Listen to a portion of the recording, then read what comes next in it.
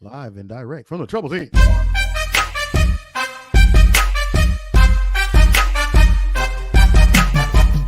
It's just your kids. You go out, you bust your butt every day as hard as you can. Give 100% effort so that people will give you an opportunity. You do everything right, and you go home and you.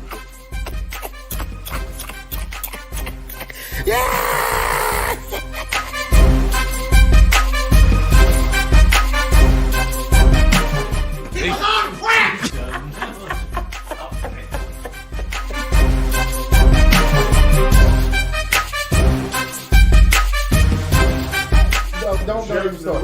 We'll get on that shit a little bit later. If it ain't white, it ain't right.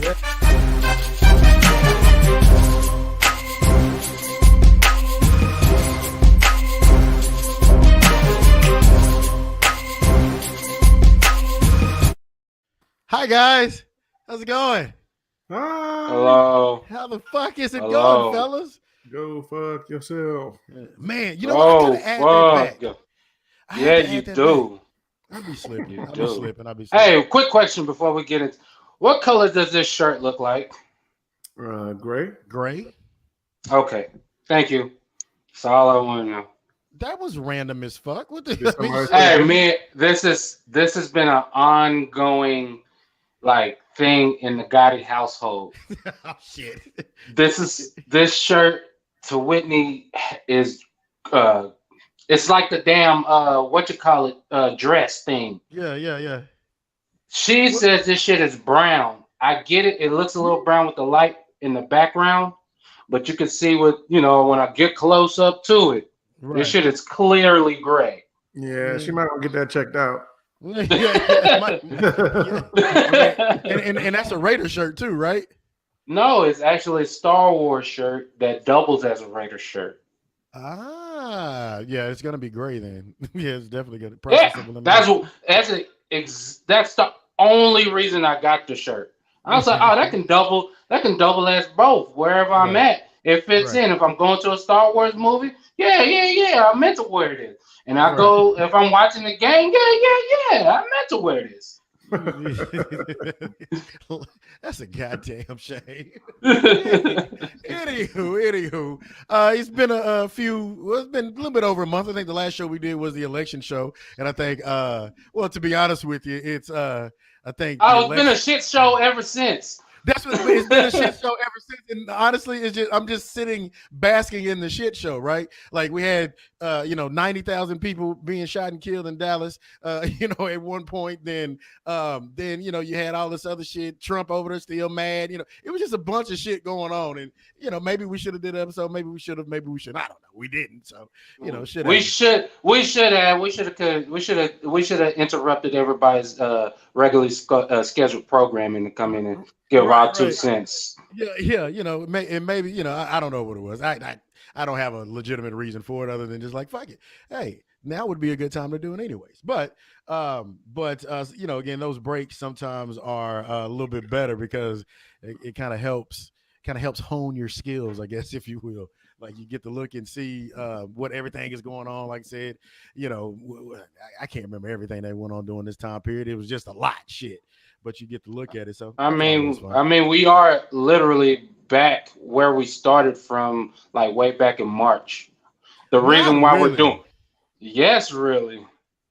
I mean, we are exceeding like hospital beds and all that shit. Like, that. Like, yeah. I'm talking about why we started doing the motherfucking podcast remotely from our homes and not together anymore. Right. Yeah, good point. We're right back where we started from. Everything is going back to the shit show.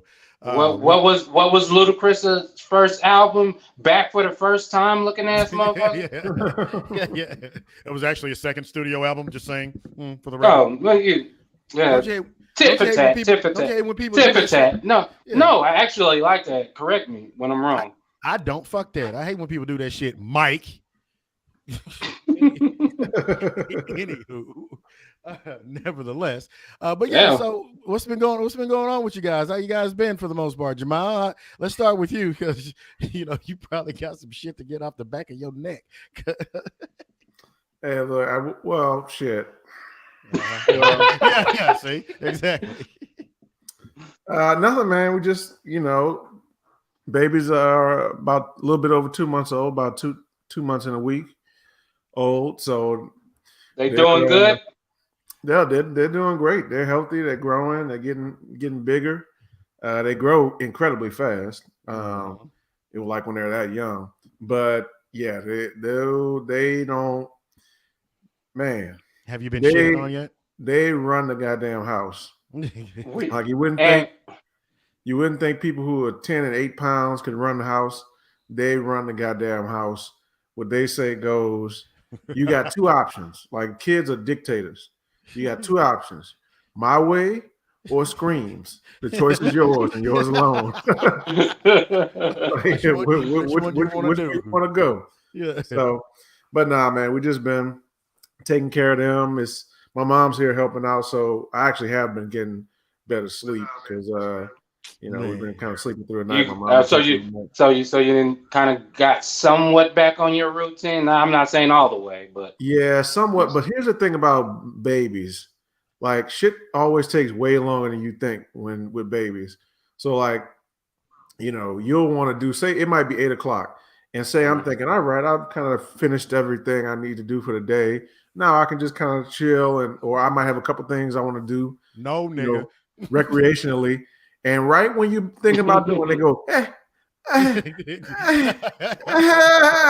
So then you grab me, think, okay, how long could this take, right? I'm going to just hold them for 10, 15 minutes. They'll calm down. Nah, bro. That's not how it works. Right. That's not how it works. Then they're going to have to take a shit. You got to change them, right? Then you got to calm them down after that. Because for some reason, even though these motherfuckers are getting concierge everything, they still get upset about you wiping their ass. Like this should be happy. You should be happy about this. Yeah. So you do that, and then by the time you finish doing all that, okay, shit. Now it's time for me to eat again because kids this young, every 2-3 hours, I need something, right? So you feed them, then you got to burp them, then you can't put them down because they're gonna choke to death. They're gonna cough up some shit and kill themselves. So you got to hold them for about a half hour, make sure they don't have that situation. Then right when you're like, okay, I think he's asleep. And we just lightly put him down. Nah, bitch. No. I need love, and I need you to hold me all night long, like Lionel Richie. Fuck what you got going on. Yeah. Fuck what you got going on. There will be no bongs tonight. Your ass needs to stay up with me while I sleep. And you got those checkers of them. So yeah, man. So it's been a lot, but it's also still a blessing, I mean, I look in their face, and now they're starting to smile a little bit. Mm-hmm. They're not quite laughing yet, but they will smile a little bit. And I will say that's like that will light you. Now I do see why parents do shit to make their kids happy, like because just seeing them smile, is like it lights you up. That shit don't ever get old. That shit does not. I don't care how much of a shit your kid may end up being as they get older. Hey, that shit never get old. Like, hey, thanks, man. You know what you show? You show right, man. You show right. Shit. I bought my kid Madden 21 the other day, and he was just like, oh yeah, man, it's gonna. I was like, yeah, that's right. I'm getting my Dad of the Year award right now. You know what I'm saying? Absolutely. You didn't wait for Christmas? No, because here's the deal, though. Number one, it was 50% off. Let me just start there and end it there. It was like he knows, right? He knows about Christmas. Yeah. He's not still in Fantasyland, is he? Oh no. We never did the whole Santa Claus thing with him. Some people say, oh, well, it's I'm not gonna have my son believing in this fat ass white dude. I go to work all the goddamn time. Fuck him. What the fuck you want? He's like, I got a beard. I'm saying, fuck that. Fuck that. I mean, I get it. I get why people do it, and it's cute, right? However, that ain't how I get down. What about Easter Bunny? Did you do that? Fuck him too. we done had conversations about Jesus and everybody, man. Hey, look, let me explain. Hey, I ain't saying he wasn't real, but there's some discrepancies here, okay? You might need to look into it. You might want to check some things out, right? Yeah, do your own research, basically. Do your own research. Just don't go off of what everybody else is saying. God forbid you have your own opinion, right? God forbid. I didn't think God would get mad because he gave me an opinion. Right. All of the above. Like, ain't this anyways? But yeah, so that's it. Yeah, that's for another day. It's a beautiful thing. It's a beautiful thing. Simon, hell. What about you, man? Oh shit. Hey Kenny. man. There's Kenny. Oh god damn it. Shit. That motherfucker's a bully. Hot man. Microphone. First of all, what the hell's up with your connection, LP? I mean, it's an LP connection. What else is new? What are we gonna do about it? Yeah, I see you done put a new moniker up there. You praying to the east now? What? Oh, talking about gas bag? No, hey, earlier I was watching some Mahmoud Abdul Rauf highlights. I was like, that nigga was cold. He had some work for them boys, man. I'm trying to tell you. He goes in that Priest Holmes category where nobody's gonna remember him, but the people who did see him play are like, that nigga can ball. Chris Jackson could ball his ass off. I think that killed him. Like when he changed it from Chris Jackson to Mahmoud Abdul Rauf. Oh yeah. I think people took. I mean, they shouldn't have, but they took that the wrong way. Yeah, no, absolutely. And but he was. And side note, he is the original kneeler at the anthem. Yeah. Jamal froze. Oh, he got to take a shot. Jamal froze. He got to take a shot. I froze. Yeah. Oh, yeah. See, so maybe it wasn't my connection. Anywho, went on the skiing trip. Niggas in the snow. First time I ever went skiing. Some real eye-opening shit, to be understated. That shit is hard than any motherfucker. If anybody's been skiing or we see it on TV. It's like, oh man, they look like they just going down the slope pretty easy. Boom, boom, boom. No, motherfucker, that shit is tough. And anybody that hasn't went skiing or snowboarding, go skiing first, cause motherfucker, you gonna fall. You gonna fall all day, every day until you get that shit. Is it worth the price of admission though? Yes, very much so. It's because first of all, you can't get any views like you get on top of a mountain. Okay. First of all, second of all, I mean, it takes you out of your comfort zone, which one of the things I like to do. I like doing stuff that makes me learn something, put a new wrinkle in my brain, basically. Right. So I like those type of shit, especially physical shit. Obviously, fiscal shit. So it's one of those things where you get to kind of say you did that shit. Like I skied 3 miles. Not a lot of people could say they did that on the trail. I did that shit. Went to the top of the mountain, skied all the way fucking down. I fell. Don't get me wrong. I fell 5-6 times. It's like, so you actually skied like a half mile and fell 2.5 miles. No, I didn't roll. One of my partners did though. That nigga, hey, he busted his shit, like snow all in his beard and all that shit type of fall. Only thing that happened to me, I caught a cramp in my foot. And if you know anything about skis, your feet are like clamped into the skis, so you can't really move your feet. So it was one of those, when your toe kind of curls up like this, and you just get to, that's one of the times I fell twice because I caught a cramp. I was just like, yeah, fuck this shit. Did you actually see Sonny Bono out there? No, nobody hit no trees. What kind of shit is that? Sorry. Now, have you ever seen? There's this documentary on. It's on Netflix. It's still on there. Called Phrasing. I think it's Deeper, Faster, Higher, or some shit like that. Oh, come on! That's why you prefixed it. I'm sorry. That's the name of the shit. Nigga, It's about now. It's about like all kind of extreme sport people, but it's mostly about skiers. Like I think whoever produced it was a skier type dude, but like extreme motherfuckers. Like they're skiing like these basically vertical, damn near drops. Check that shit out. That shit is fly. I've never skied, but that shit was fly. Them motherfuckers is insane. Cause the dude that was where we rented our skis from, he was like, "Yeah, man, we were doing because it goes from green to black. Like green is novice, blue is medium, and black is expert." So they was like, "Yeah, we were doing these black trails at the top of the mountain, and we were trying to hurry up and get down to get on the last cart to go back up the mountain to do the shit again." So, like, you know, even on a green slope, you can get up to about 30, 40 miles an hour, no bullshit, if you just go straight down. Right. Like, you don't break yourself. One of the things that I learned early on is to break yourself. Like, go left to right to control your speed. If you could do that, then you could control how you move and stuff like that, and you won't go down too fast. And then you can kind of control when you lose control a little bit. When you're going a little too fast, you're not going too fast, and you can roll and fall, and you'll be all right. Because I mean, you're falling on snow. It's still tough.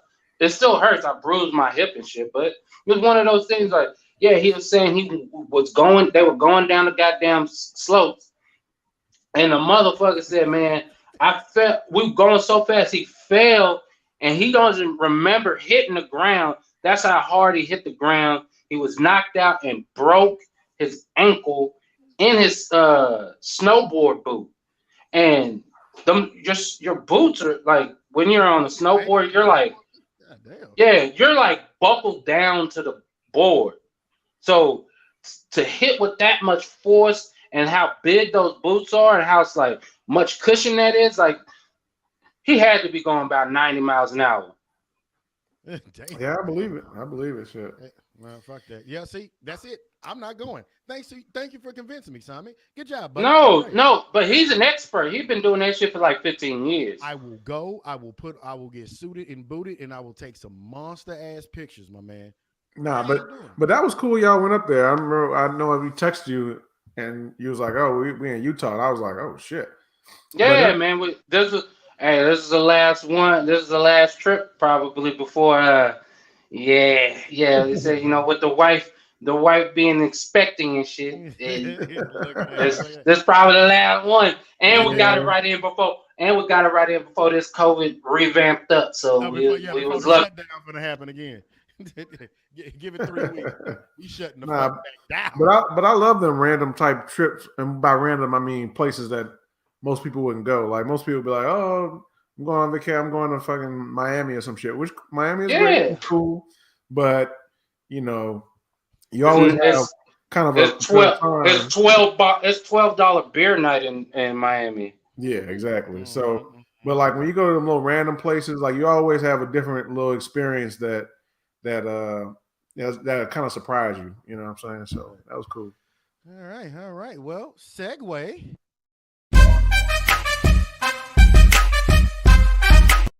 I don't know why I like that one for whatever reason. So I don't know if this is actually a good thing or if this is a bad thing. I'm still kind of in the air about it, right? But breakdancing now in the year 2024, well, that's when it's going to start. Breakdancing is now an Olympic sport. Like out of all the sports type shit, out of all the sports that could be on there, could not, whatever. How the fuck did breakdancing get all the way to the goddamn Olympics? Like, man, look, that shit is a fucking sport. I'm not saying it's not difficult. Like, have you ever seen like a real cold ass breakdancer? Yeah, that shit is a fucking sport. I've seen breaking 1, 2, 3, and 9. I mean, I get it. However, you got served. Yeah, all this Omarion shit. I get it, but does that mean you need to put it in the Olympics? If curling can be an Olympic sport, breakdancing can be an Olympic sport. I mean, curling looks actually pretty fun, to be honest with you. But I don't know. Like some people had comments like, "Oh, here's white people appropriating shit again." I'm like, come on, niggas, you can. That's Asians. Because Asians take that breakdancing serious in the motherfucker. I still think the U.S. can win it. I still think the U.S. can win it. I think so too. It's just you have to be about your shit because the Jabberwockers ain't bullshitting. You know they all Asians. like I think the U.S. can still win it, but if the U.S. didn't win it, it would definitely be Korea or Japan or some shit like that. Yeah, that is an Asian sport. They done took that one. They done took that one by the horns, bro. Yeah, pretty much. Yes, it is. Don't get me wrong. Like I said, if you've seen a real good, like everybody, go back to motherfucking Tekken 2. Who was everybody's favorite fucking fighter to fight with? The breakdancing nigga, because he was yeah. Now Kenneth Wallace says, "Can you get a scholarship to college for breakdancing?" That's probably. A good question. Probably. That's a good question. I know you can get one for dancing in general. If it's an Olympic sport, I would think so. It's probably a partial scholarship, but you can get a scholarship. Yeah, they can give you some financial aid. You know, they'll pay for your books. Yeah, they can get you a nice meal plan. What books do you have? A YouTube video? I mean, what the fuck? I mean, your digital book, I guess. Yeah, but if it's digital. If you want to be a breakdancer, like professionally, are you even gonna like? You could probably go to like one of them art schools, like Juilliard or some shit like that.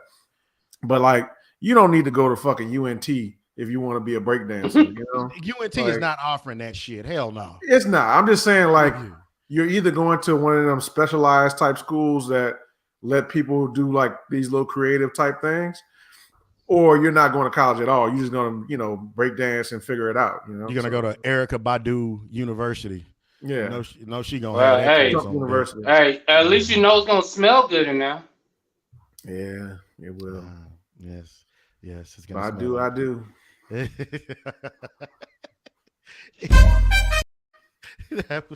I clicked the wrong button. Never mind. Yeah, I'm about to say you fucked that segue all the way up. But yeah, so but again, back to kind of like, is it a good thing, or is it like just some more appropriation shit? I'm in the wind on it. I don't know. I don't see it as appropriation. I mean, I applaud it. It went from being ultra underground to being an Olympic sport. Now, the people that are in charge of that motherfucker that are making money off of that, yeah, they're appropriating, but the actual art of breakdancing, like, no, you can't appropriate that. That shit that's technical. That's some real heavy shit to learn. We never did that shit. Who gonna be the judges? Like Turbo, Ozone, and Chris Brown? Like, I haven't figured this out yet. I wouldn't be mad at that. I mean, look, as long as you get somebody who's done the shit or is at least super familiar with it, yeah, you can judge it. Now I don't know what you judge it on, but I guess it probably won't be hard to find because they are breakdancing competitions. Sure, like legit professional. You get money if you win breakdancing competition. Probably like 50 grand type shit. Yeah, if you win. So clearly there's somebody judging those. So probably some of them same mofos from whatever the biggest one is. Yeah. Yeah. So, well, I mean, y'all going to enter? I'd like to enter. Hell no, I can't dance. Just know. That is a Texas thing. Y'all niggas do not like to dance out here. Okay, first of all, just because y'all skip around and jump. I'm sorry, man. This is a lie. I groove. We groove down here. Yeah. Well, look, there's a difference. I'm not saying y'all don't move at all. I'm not saying you just stand there lame. No, I'm not saying that. What I'm saying is like y'all, like guys, women, yeah, that's a different thing. But guys in Texas, they're not gonna go all the way out like dancing like that. That was like a culture shock. I wouldn't say that because we had a lot of dancing motherfuckers in school, and a lot the whole nation was doing the Dougie. That's a Dallas dance. That is, but even that's the classic. That is a classic Texas type dance, very low energy. Like grooving. like you ain't Like I about to burn said, not a single calorie. You know what I'm saying? But that is a good example of like a Texas.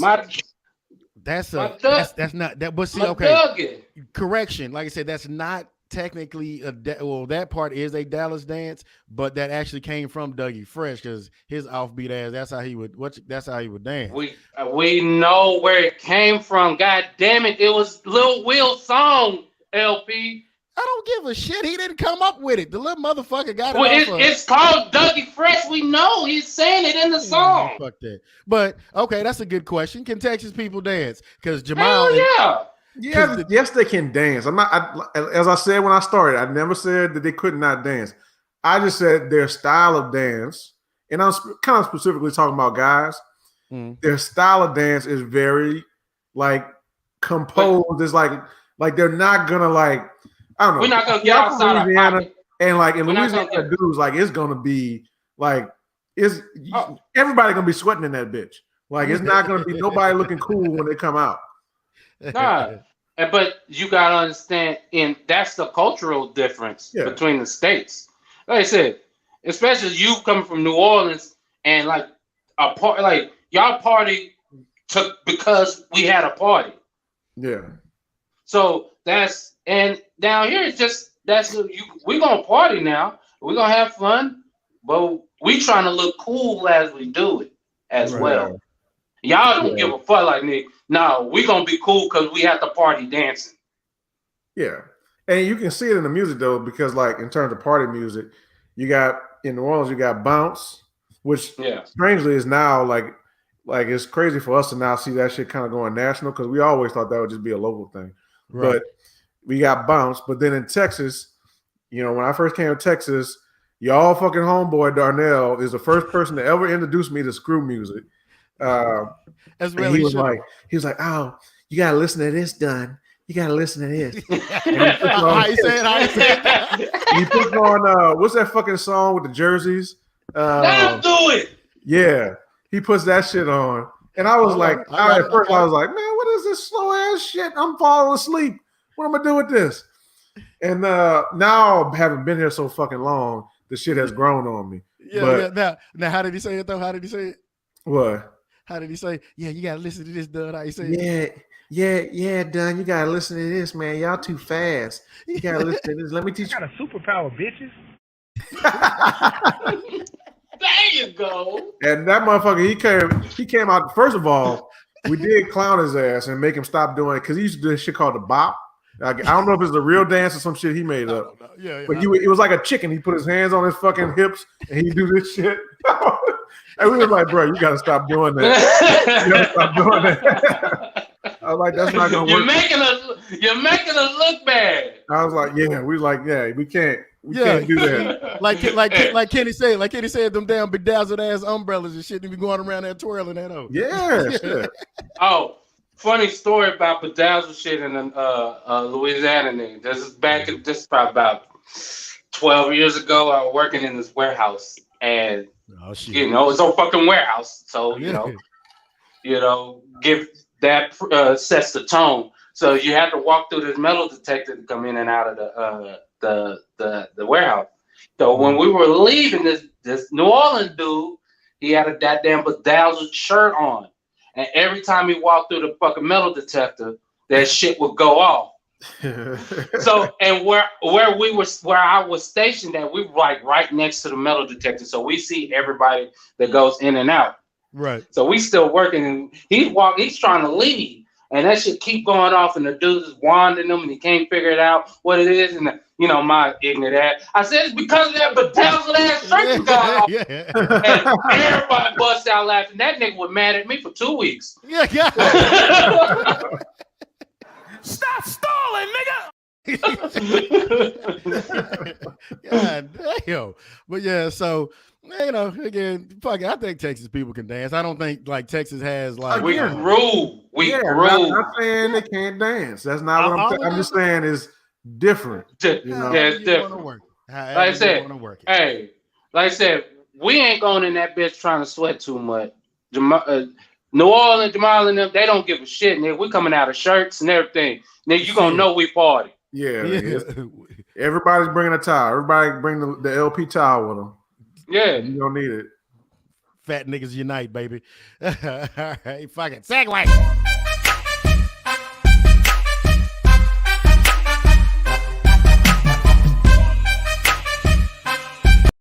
A lot of people were mad at this shit, right?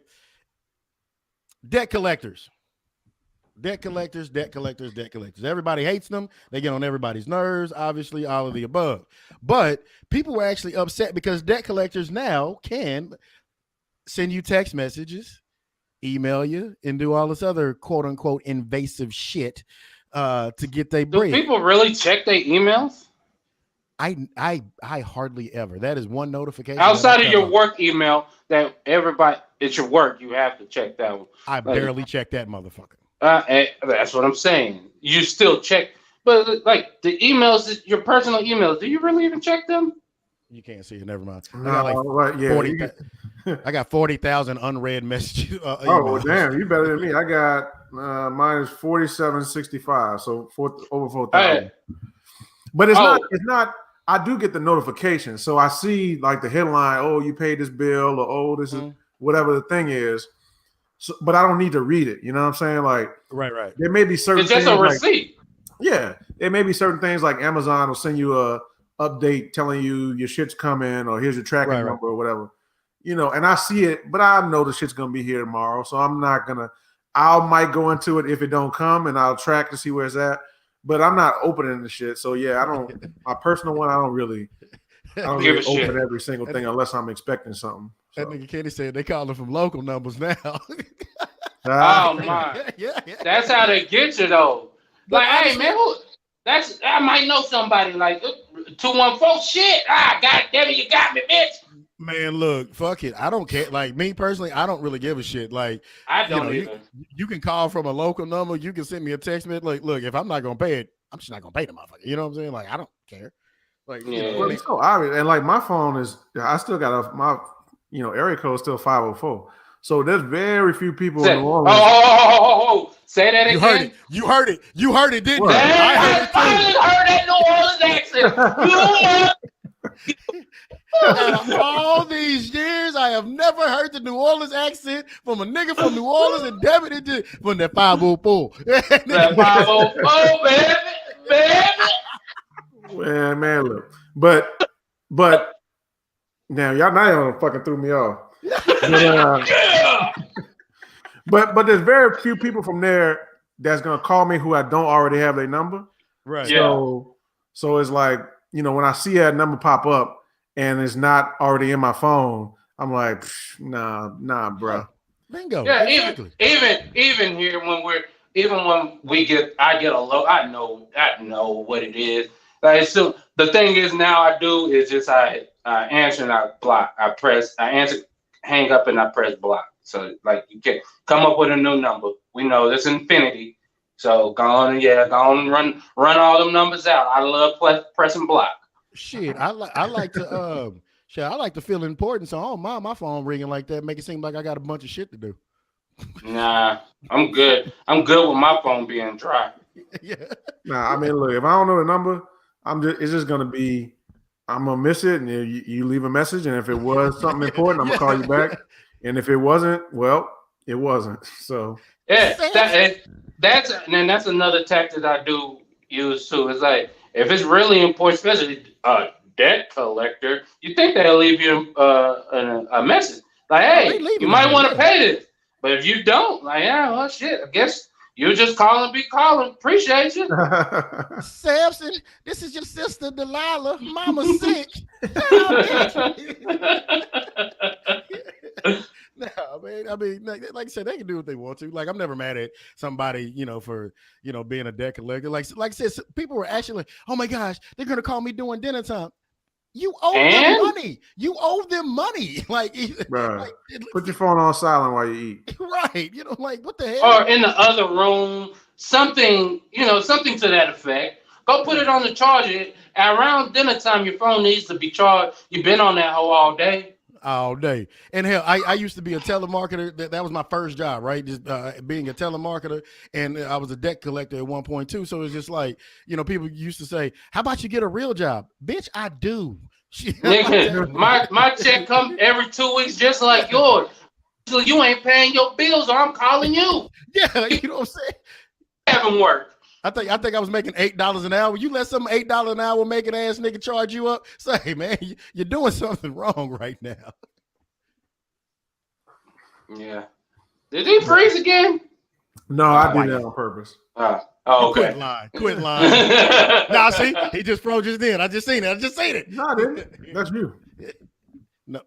Nah. Yeah, that's not a big deal. Like I said, I still got a motherfucking debt that I know I paid off from my college years that they still call me about. And it's just like, yeah, I guess if that's what you want to do, I appreciate your fortitude to find my new number, because my number has changed. So, once you buy a house, it's like, hey, it's a wrap. Hey, it's a wrap, dog. It's done. I use what I need the credit for.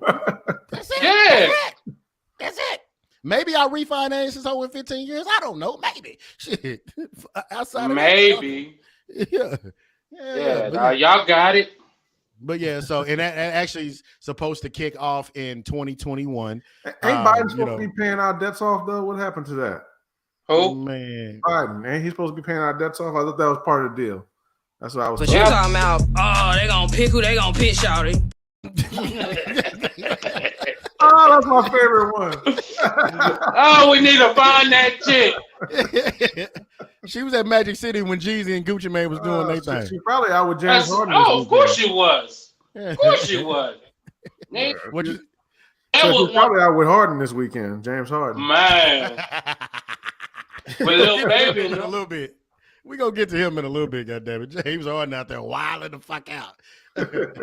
I've never seen that in any NBA. I'm sorry I've never seen that. And seen what? You guaranteed your money, bro. What you mad about? What are you doing? Like Jalen Rose was talking about today. He was like, "Don't fuck your money up." He was like, "Show up. You can show up and bitch or ask for a trade, whatever." I said, yeah, I don't know what to do with my hands, but at least show up. Well, especially it's a bad look for you. Your team in training camp and you out at strip clubs in the middle of a pandemic. You know what I'm saying? And it's just a bad look all around. And you're gonna have to quarantine at least the full 2 weeks when your ass get back. Yeah. Hey, Lemon Pepper Lou, baby, he started a revolution. Okay, let's not put this all on James Harden. Okay. But Lemon Pepper Lou went back and played. Yeah. Yeah, the season ain't started yet. Shit, he only got 2 weeks. Ain't started, but look, and I'm not even sure. I guess we can talk about it later, but I'm not even sure where the hell they're gonna trade his ass because I don't see too many. He's a great They're not great trading him. Player, They're not trading where him. you trade him where you're gonna get any kind of value for them. So you can't. They're not trading him. That contract. Yeah, they're not. Yeah, they're not trading that nigga at all. Nigga, we got you on the contract for 2 more years, nigga. You down here in Texas, and you like this no state tax, nigga. So shut the fuck up. You Cali. Trade him to the Kings. So you gotta pay them California taxes. Well, shit, everybody on the Kings don't even make as much as he do per year. Hey, look, we'll make it work. 3-team trade, something. Well, Cowboys. Give me Buddy Hield, Vlade Divac. Man, we all froze. Am I tripping? Doug Christie wife too. Who knows? Trade them all. Who knows? Anyway, so second wife.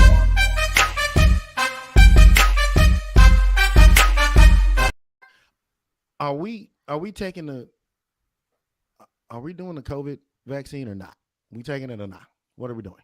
My body, my choice is what my body, my choice. Really? Now let me start with this because people are very sensitive about this vaccine topic. Oh my God. I am not against vaccines in general. I have taken several vaccines. Matter of fact, my babies just took a vaccine last week. Mm-hmm. 3 of them. There's a reason why we don't got smallpox and polio. Yeah. So I'm not against vaccines. What I am against is not just vaccines, but taking any type of substance or medicine or anything that has no track record and hasn't been properly tested. Right. Normally, a vaccine takes anywhere from 4 to 8 years in terms of from the development to the testing to the point where they actually get comfortable to release it. Right. This one, they've only been testing it for a little over 2 months, and they're ready to approve it. Right. So what could go wrong? Right. What could possibly go wrong? Because it may not have negative effects within the first couple months, but we have seen different things that people have taken where they have negative effects 2 years down the line, 5 years down the line, 10 years down the line, right? Shout out to mesothelioma. So and we had a perfect example is another vaccine, H1N1, right? They ramped that up, gave it to people. It wasn't as big of a thing as this, obviously, but gave it to people and then found out, oh shit, it's causing neurological damage in different ways that we didn't think. And they had to pull the vaccine, right? So there's no reason to think that shit is impossible this time. Right. So for me, the answer to that question is yes and no. I'll take it, but after a while, maybe I'll take it in 2022, 2023. Okay. I'm not taking it. Because that was going to be the next question. Like, okay, so because I'm with you because, even like with electronics and everything, right? You don't voluntarily be the guinea pig, right? No. And so what's a good time frame you think to be able to take it if you're opting to go, you know what, I'm not going to take it now, I'm going to take it later eventually, whatever. My timetable is late 2021, early 2022. That's just me, my personal preference. Like just like you were saying, we are, even with the PS5, we knew that motherfuckers, we know it's dropping right now. Everybody gonna go get it right now, blah, blah, blah, blah. We've seen their model. We've seen PlayStation's model. They dropped the PS5, then they dropped the sleeker, more efficient one a year later. Right, exactly. Like from PS1 to now, the model hasn't changed. So why would people would change that model if it always works? Like people are drones to fucking routine, and it doesn't matter from fucking vaccines to electronics. Like I said, it is what it is, man. I'm looking at that shit like, don't get me wrong, I'm not like Jay was saying, I'm not against vaccines. A lot of shit's not here because we got vaccines, but I ain't jumping out there early. Even if you try to entice us with $1,500, like nigga, that's what you think my life is worth? $1,500. Listen, and that's another point. I'm glad you brought that up, Simon. If somebody, now I'm not gonna call no names, call people out their name and nothing like that. If you are saying to yourself you are willing to give your life, or not necessarily give your life, because I want to think positive about it. Yeah, you're risking your life. Risk your normal life, your normal functions for $1,500. Man, you have a problem. You know what I mean? Like, and it's not PlayStations. Man, you know how many Jordans I can buy with that shit, or whatever your vice is. Like, they're not for $1,500, right? Like, $1,500. Y'all can keep y'all $1,500. Now you come to me and say $150,000 cash, straight to the account. It'll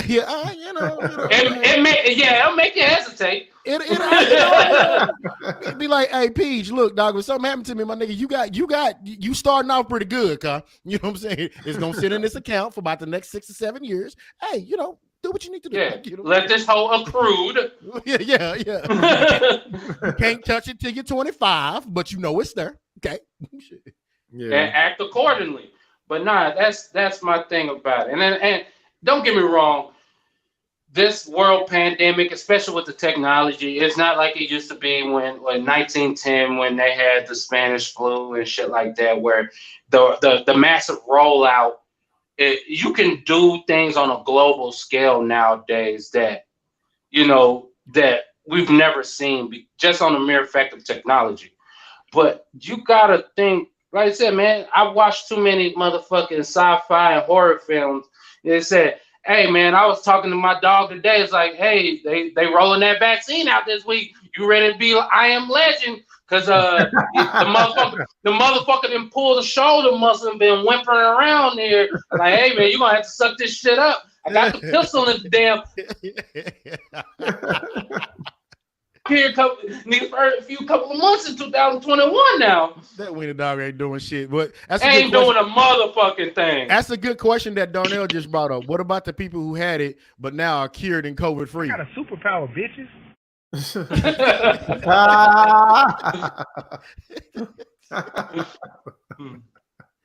But yeah, I wouldn't say cured because there's been a few people that's caught. Yeah, ask Nick Saban about that.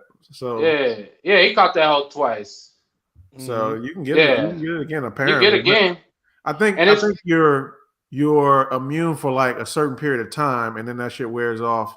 I don't know what the period of time is, but you can get it again. Like I said, all I know, Trump's legal team hasn't got that period of time because everybody in that bitch got it.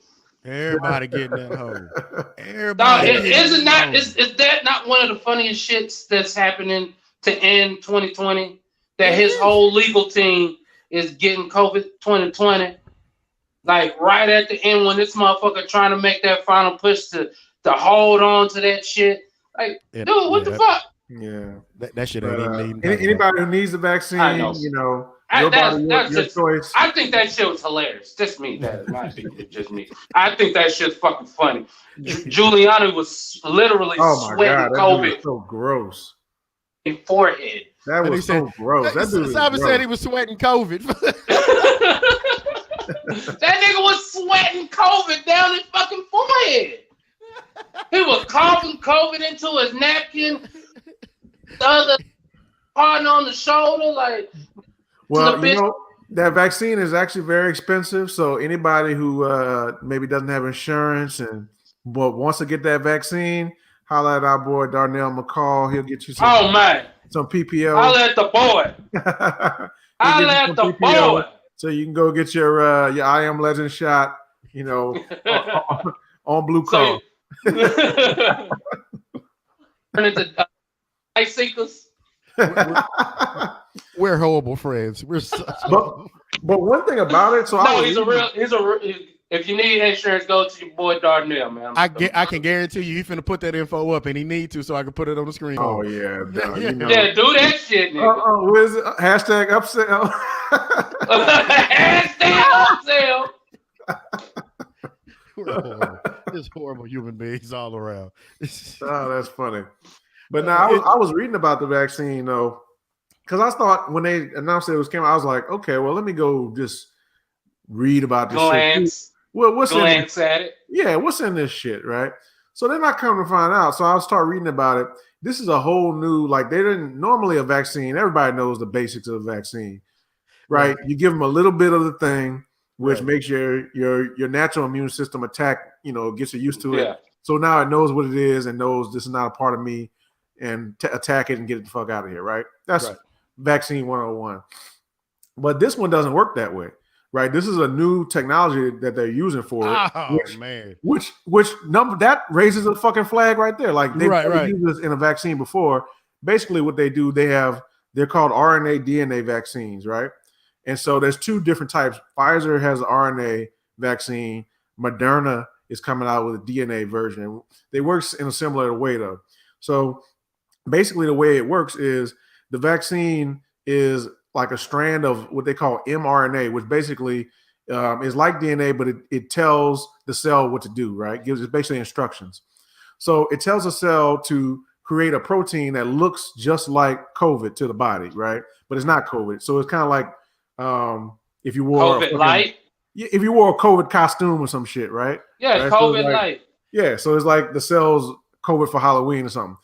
But so your body then can see, okay, this is some shit that don't belong here. Attack it, and then it'll remember next time it sees that to get rid of this shit, right? Right. So that's the basic way it works, but they've never done it that way before. So this is like some new shit that they're trying. And yeah, nothing could go wrong with that. Yeah, what could go wrong when you're fucking around with my DNA? You know what can, right? Yeah. So like again, I'm waiting. I'll be that guy. I said I've been doing pretty good, man. You know, I'm a pretty clean guy. I try to, wash and take baths and actually wear masks and shit like that. Basic shit. Just basic shit to stay healthy. So I'm gonna keep on that train. Everybody that's essential that needs it, like, don't get me wrong, I get it, especially like with the frontline workers, essential workers. Shout out to B. I know it fucking sucks, but hey, man, you're gonna be them. It sucks that you gotta be kind of the tech, but it's if it's the actual people working on the people that have COVID that are getting the vaccines first, and that shit actually works. That'll make me a little bit less apprehensive get. It's like I said at the top, like your body, your choice. I'm not gonna begrudge nobody just because I'm not interested in taking it right away. If you want to take it, go ahead and take it. I have no problem with that. Knock yourself out. I mean, because it's quiet as kept. I only took the flu shot one time. So it's just one of those things. Like I got two in my whole 37 years in my life. I've had a flu shot twice. Yeah. Well, to me, it's the risk reward of the shit, right? You got a new vaccine that hasn't really been tested except for a very short period of time. And on the other hand, nobody wants to get COVID, but, a lot of people get it and are fine. Like I said, 70-year-old Nick Saban that had it twice, and he's still beating the hell out of LSU. So, and there's simple things that people can do. So you feel a certain type of way about that, huh? Still, you knew that was about not really. I knew that was coming. I was hoping that that game would be canceled. They just postponed it and made it drag out a little bit longer. Yeah, well, I can tell you one thing, and you're gonna hear that. You heard it here first. The only 12 months after winning the Heisman, the Biletnikoff, the Remington, the Thorpe Award, the national title, the SEC title, Sugar Bowl, Ed Orgeron's getting fired. Yeah, man. He's getting fired this year. Wasn't he laying in the bed with some little young tenderoni or something like that? They caught him doing that shit. No, she wasn't young. She was a grown ass woman. But well, not underage. That makes it better. Yeah, that makes it better. Yeah, it wasn't him. So look, there's a lot going on there. But he was on the hot seat if he didn't win the national championship. That national championship actually bought him some time. But he's so by you. Why would you want to fire him? Well, there's a couple problems. Okay. So he likes to hire his friends. Like last year was the first year that he didn't, but they did so well. All the motherfuckers he hired got hired away from him, right? Defensive coordinator went to Baylor. The fucking offensive coordinator went to the Panthers. All that shit. So this time he hired Steve Ensminger. I'm not gonna get into all the names. His friends, but and they did horribly. The defense was horrible. He's lost the team. The players hate him now. And on top of that, they got Title IX investigations going on. Having to do with some shit that's happened with former players. Not anybody on the team now, but like various guys and a couple other cats. Because guys, that motherfucker, we kind of find out he's a fucking butthole. Yeah, it seems like it. And apparently Ed may have hid that shit. May have known about it, but hid it. Don't tell me going down the Art Brow's wormhole. He's going down to Art Brow's wormhole. So he's coaching again, right? He's gonna get up out of there right now. I think so. It's some D3 or something. Right now, LSU is investigating. They hired a private investigator to investigate him to try to find something, because you know how it is with college coaches. You know what I'm saying? You can get fired, but you're still getting paid. But if they can fire you for cause on some, violation type shit, they don't have to pay you. You just get the fuck out of there. So, yeah, he's done. It was a good story. Thanks for the memory, Ed, but fuck out of here. Fuck it. Segway.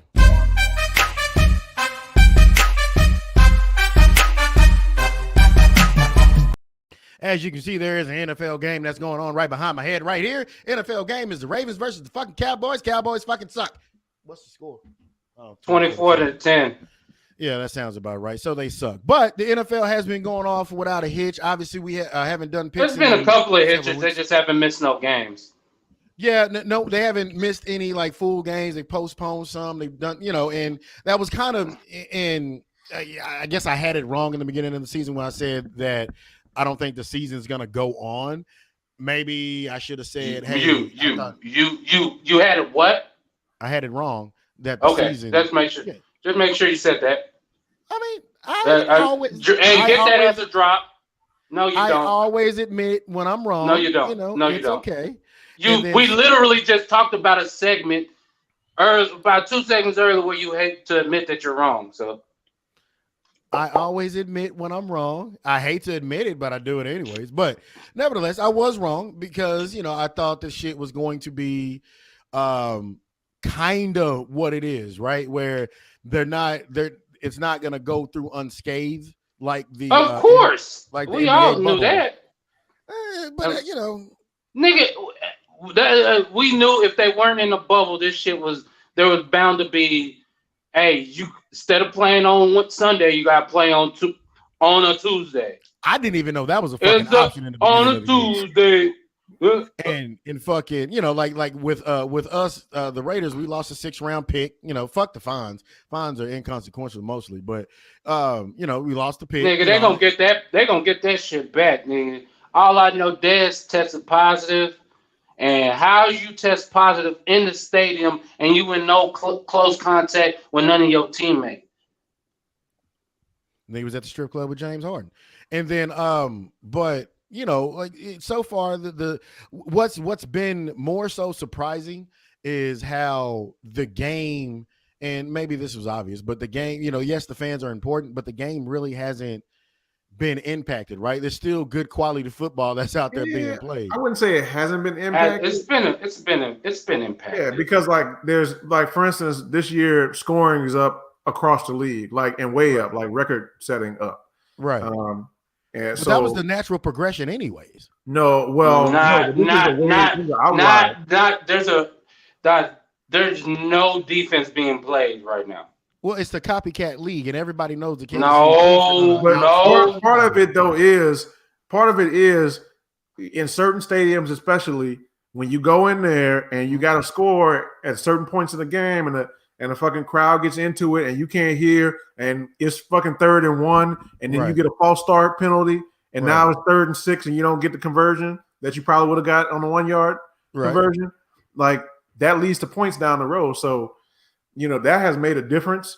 And I would also say it's a subtle impact. It's not something that you're gonna. It's kind of like they say you can't prove a negative. You can't prove something didn't happen or wouldn't have happened. Right. Yeah, and that's the thing, and that's the point, right? It's like, okay, yeah, the crowd does impact the game. Don't get me wrong, they do impact the game, but to me, just watching it from being on the couch is like, you know what?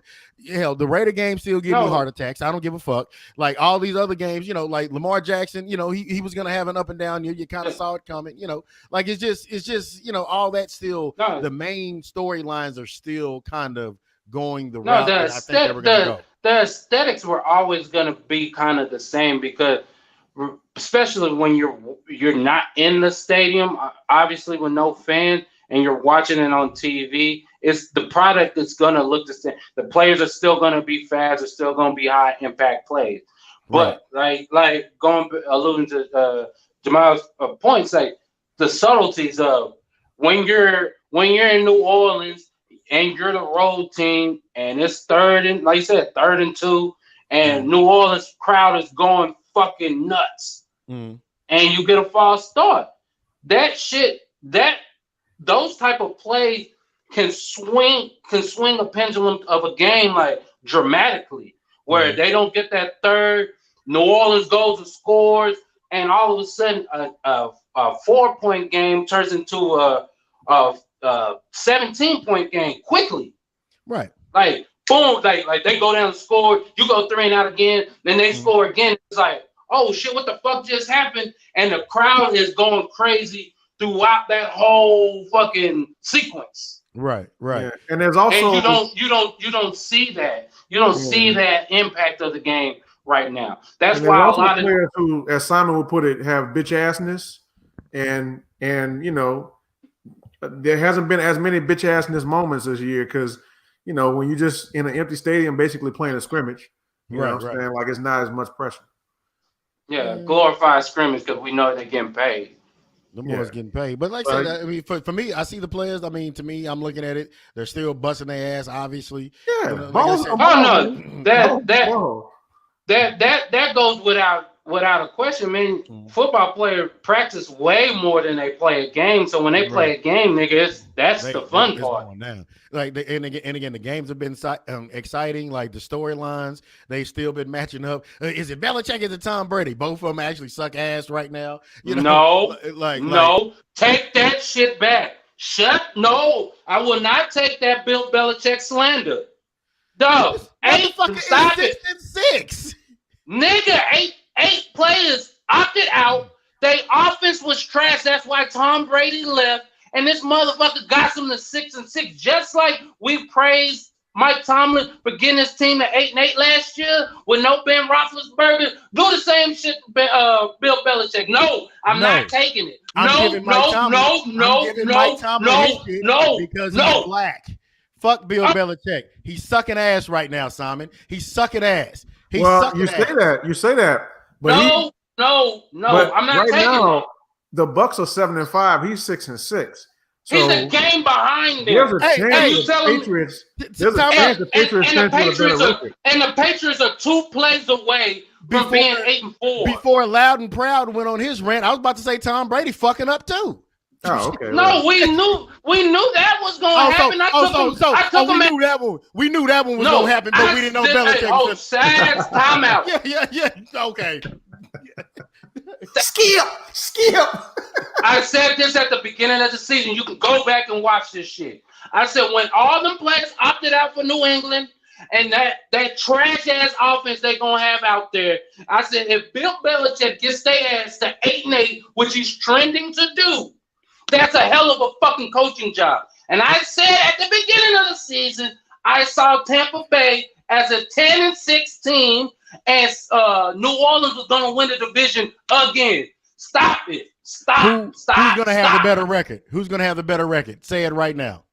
I just told you. Oh, so Tampa Bay is going to end up with the better record? Because they got more talent. Okay.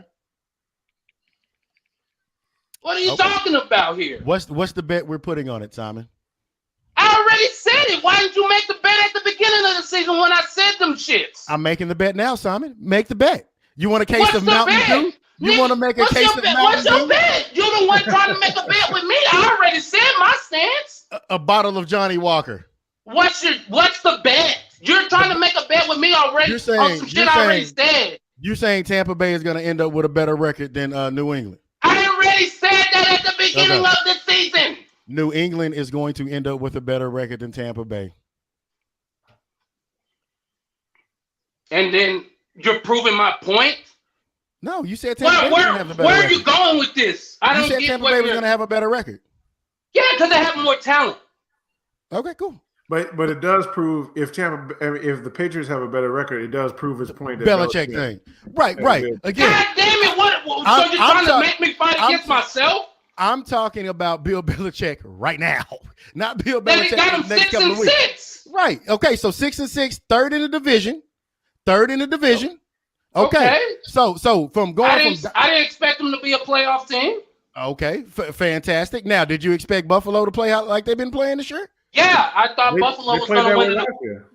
They were good last year. I thought they were going to win the division. What about Miami?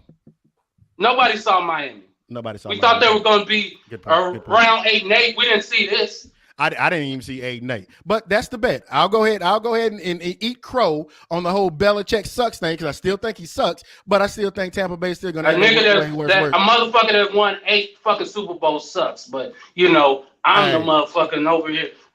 Thank you, Gasbag. Janet Jackson, baby. What have you done for me lately? I don't give a fuck what this motherfucker did 2 seasons ago. I don't give a damn. What are you doing right now? I just went on mute. I was like, oh, let me just sit back. No. Look at something. See? No. How am I voice got to get. My voice I don't like that shit, man. That motherfucker's a great coach. You can't do that shit. Don't discredit what that motherfucker doing out there. No. Don't discredit. I won't discredit what he did. I'm discrediting. Nigga, he just beat a team 45-0 in the motherfucking NFL. That shit don't happen. Ain't no quarterback throw for 69 yards. Cam Newton only Stop it, man. Yards? Stop it, man. Nigga, that's out coached. Nah, fuck that. Hey. And I out there and fucking with the Chargers. I like the dude. But nigga, hey, it's over, dog. It's over. Nah, I'm telling you. They're gonna end up with a better record than what you call it. And I think they're gonna end up, like you said, they're gonna end up at 500. That's fine. And maybe the Tampa Bay Buccaneers don't win another game this season. Who knows? I don't know about all that. But I don't even know. I don't even know what their fucking I do think they might lose this game to the Vikings coming up. But I don't Vikings barely treading water now, man. Especially after that. They barely beat fucking Jacksonville in overtime by 3. Yeah, that's the NFL though. The Redskins beat the Steelers. Like shit. Right. The Vikings are 500 right now, right? Yeah, they 500. Yeah. They're a game behind Tampa. So that's why I'm saying it's gonna be a big game from the Vikings standpoint. It's gonna be a big game for them. Oh yeah, don't get me wrong, it's gonna be a good ass game. Are they in Tampa? I think so. Let me check though. No, because Tampa can have fans. That's the only reason I can say I'm asking that. Good point. Florida need to shut down like California. What the fuck? No, yeah, they're in Tampa. They're in Tampa. Yeah. I'm going Tampa Bay on that. If whoever wanted to do that, and that's the game coming. That's the game coming up this week. Yeah. Oh, shit, there's a few little because we got. But can we talk about the Raiders Jets game and specifically about the play? Greg Williams getting canned after the game. He should have. Like, I thought that was such a bitch move by Adam Gase. Okay. Elaborate. Yeah. Okay, so first of all right, anybody who. So, of course, people will say, okay, you drop everybody back, blah, blah, blah, blah, blah. First of all, yes, but there's also defensive coordinators who have a philosophy of don't give the quarterback that much time, right? Especially if my DBs are trash, which their DBs are trash. By NFL standards are trash. So, I don't like to disrespect like professional athletes. Like no, of course, but they're trash. You can just say, you can say trash. Yeah, but they're trash, and he knows they're trash. So I get what he was doing, and also it's one of those plays where you're 0-12 or 0-11 at the time, I guess, and it's like fuck it, It's like last play of the game, we're just gonna come after you, play zero coverage, and if you can get that bitch off, well, we'll live with it. And Derek Carr had what's the downside? We lose again for the 12th time in 12 games. Like there's nothing on the line. It's not like I understand it from the perspective of when it doesn't fucking matter. Sometimes you just say fuck it. Like we've seen coaches a lot of times say your team is 2-8 or some shit. And a lot of times if they score the tying score, they'll go for 2. Right? Now a team that was 8-2 will probably kick the extra point. Let's take it to overtime. And we'll, extend the game and try to win it in OT.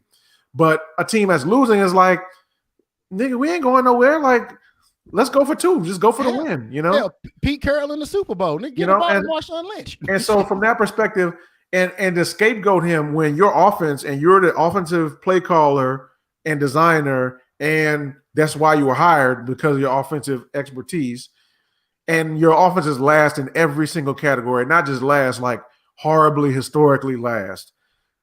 So then you fire your defensive coordinator for having a bad defense, which you put his defense in shitty situations all year, negative field position, turnovers everywhere, short fields. And, for this one play, and I'm not saying it was the best play call. You could have, especially from that far out, probably could have done some prevent shit. Worst comes to worst, just a Hail Mary in the end zone. But to fire him over that, nah, bro. Especially when they're giving you, in this horrible, maybe all-time worst season, maybe worse than the fucking 0-16 Detroit team Right. But they're giving you the respect of let him finish it out. Fuck it, you know. But you're gonna fire him with 4 games left. You know, when you're doing the same terrible shit that he's doing on defense. You're doing on offense. I don't think that was a fired because of that play. I'm not saying it was, but I'm saying you did fire him after that play, and he did reference that play when asked about it. He fired him after that play because Greg Williams went in there like, bitch, fuck you. I did what the fuck I did. Yeah, he should be like, bitch, fuck you. If anybody knows Greg Williams, we know he even said it in they have a clip of him up on Twitter somewhere where he was like that a fan is asking him, hey man, what's your favorite play to call? He was like zero all out blitz, 0 coverage. Let's go, baby. He said it with a straight face while signing an autograph. So I was like, well, yeah, hey. And I even called LP after the game. I said, what did I say? I said, thank you, Greg Williams, for going Greg Williams. Yeah, but it's like if this were a competitive team, I would get it. I'd be like, right. But it's like you're 0-11, bruh. But I get what you're saying with all that, but I feel like it's been a build-up. And the thing is, with that play, like the game-winning play is what everybody focuses on. The play before that was the game-winning play, and they played coverage. The Carr just missed the throw. He missed that hoe. Now he missed three damn near touchdowns in a row. Like he overthrew. There's bad throws. He found that one to Ruggs was the one. As a fan, we're like, finally you hit that hoe. I up until this point right here, I was like, please catch it. Please don't overthrow it. Please don't overthrow it. No, like, I knew when he let it go, I knew he didn't I hope he didn't underthrow.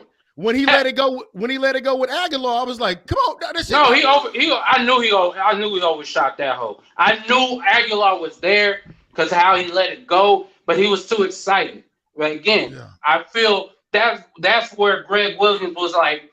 I feel like Greg Williams like the play before is like, fuck it, I played coverage. These motherfuckers still can't cover. Fuck it, I'll just go out how I came in this bitch. Mm-hmm. I'm gonna blitz this motherfucker, but the only thing you gotta say is you can't put an undrafted rookie free agent corner in that position to be double move, even though the corner have some type of football awareness. Nigga, only thing that beats you is this nigga running past you. Anything in front of you, just make the tackle. That's actually the play. He bit like a motherfucker, boy. He should have been. First of all, he should have been playing like 15 yards off. He was 10 yards off at the snap of the play. Yeah. He was 10 yards off, and he bites on a hitch. Right, he bites on a hitch move. They're gonna throw a stop route. Yeah, with 13 seconds left and no timeouts. They're gonna throw a stop route. Come on, yeah. So, but hey, I appreciate that. Situational awareness would have been key in that moment, but again, as a Raider fan, I fucking take it. Hey, did you know the last time the motherfucking Raiders beat the Jets?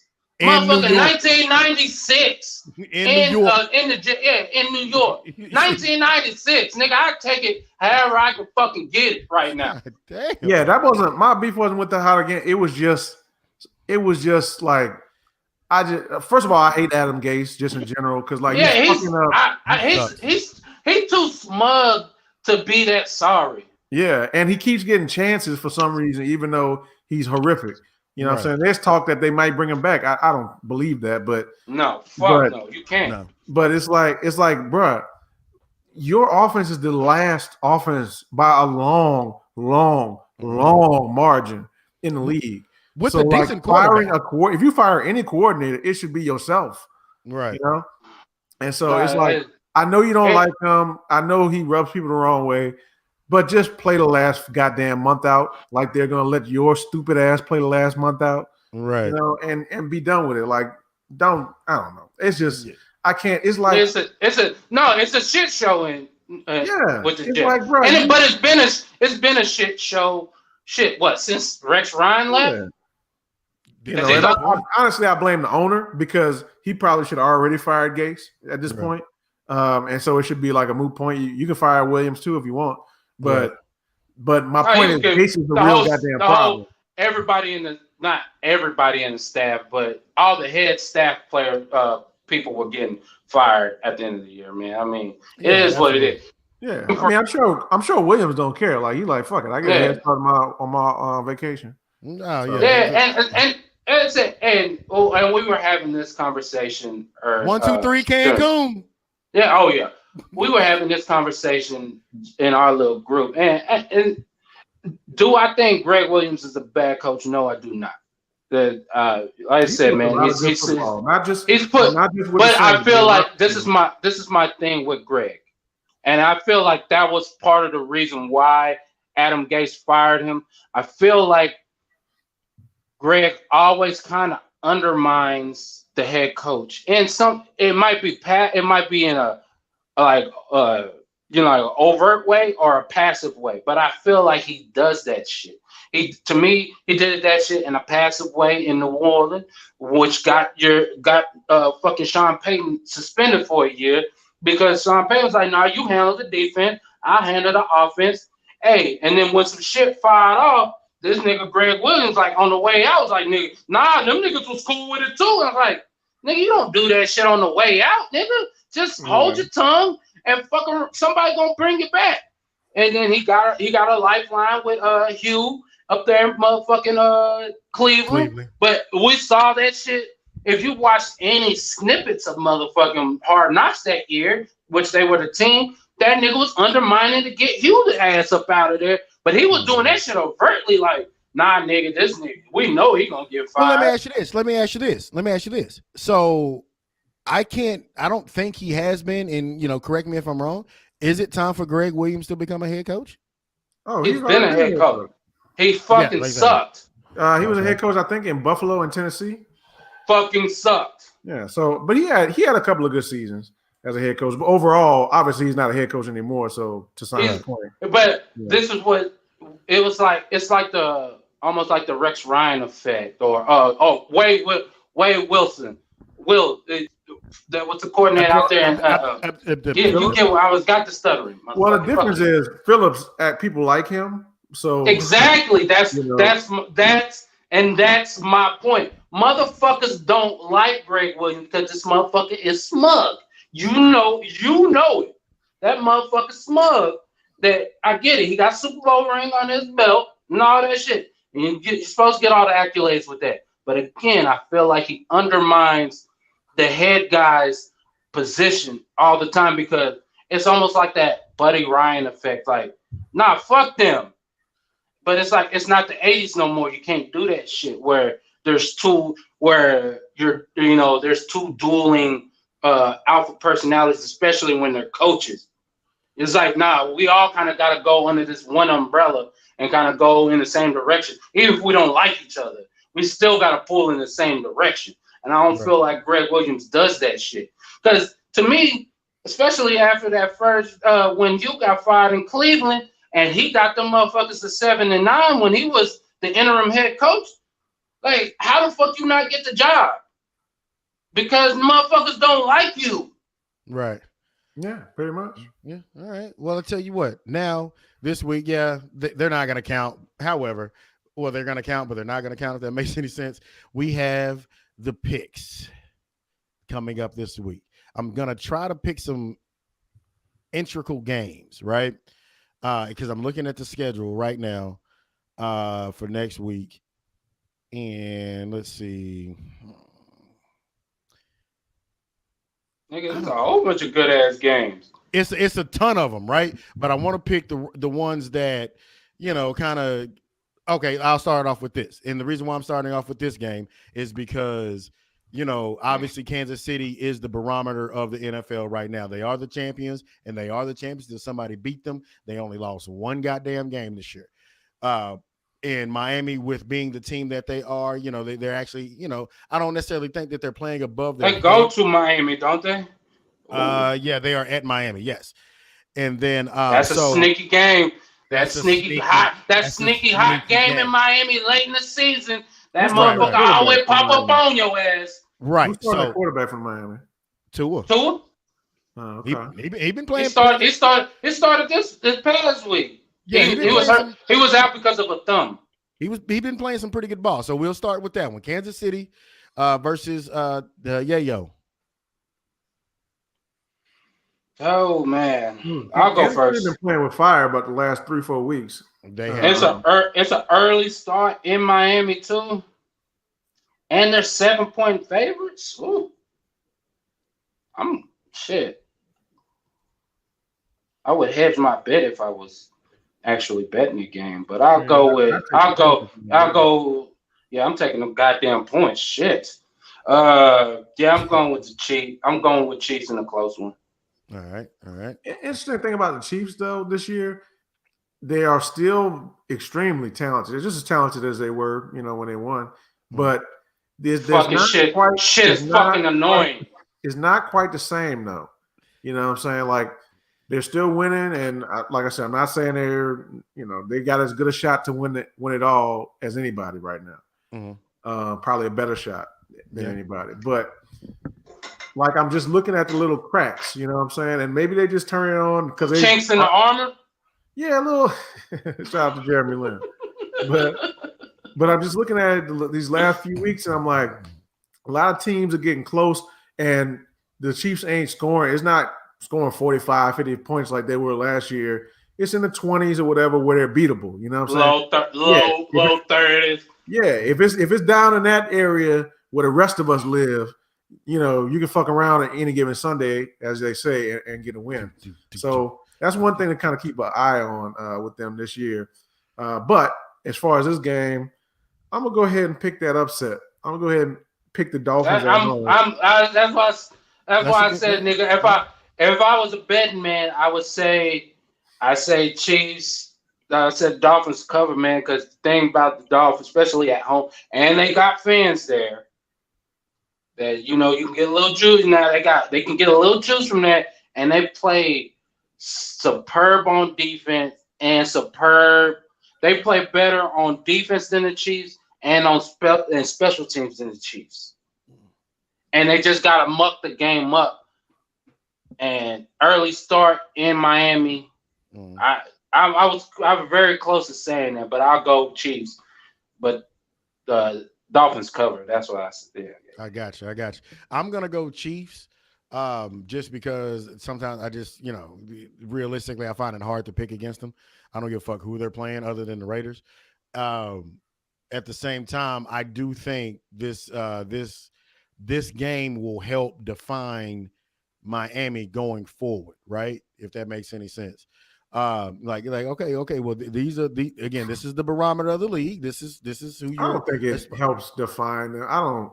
Well, that's what they have to aspire. They're the surprise. They're the surprise team of the league, right? I mean, they are an upstart team in the AFC. So right. And like I said, with your young players and shit like that, it's like, hey, look, if this is where y'all want to go, this is the team that you have to get through. And then I like when Flores was about to beat up the whole Cincinnati Bengals last week.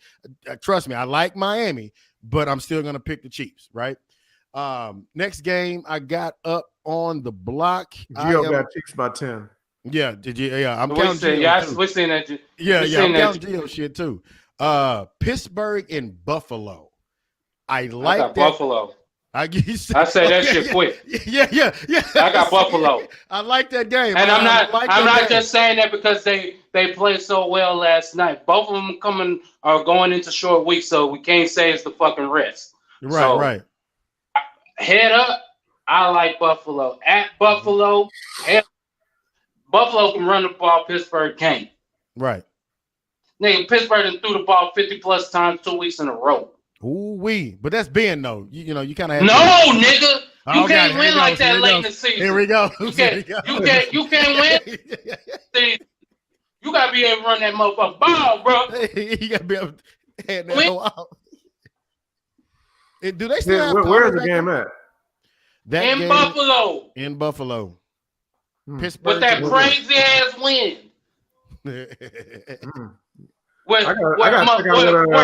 Where K-Gun used to get motherfuckers hell back in the day.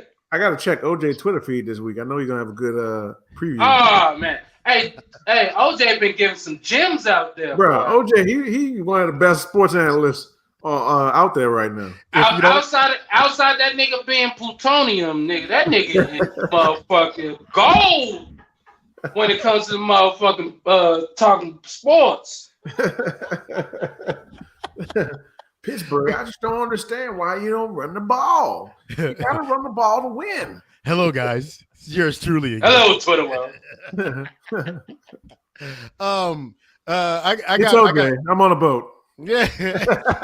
Oh, he be chilling. Oh man, that nigga. Oh, that nigga background always pleasant. We're at the Grand Canyon golf course and overlooking the Hoover Dam. Yeah, I fucking love OJ on Twitter. I swear. We're here playing some golf. It's the Pacific Ocean back there, and OJ is the most name dropping this motherfucker. Like, say, dog, I don't fuck with you like that. Why you call my name on your Twitter feed? Everybody know you killed somebody, cuz. Yeah, I was talking to Dan Bailey the other day and fucking couple of my NFL friends. Yeah, you know what I'm saying? I just got off the phone with Todd Boyles. You know, we're good friends. We go all the way back.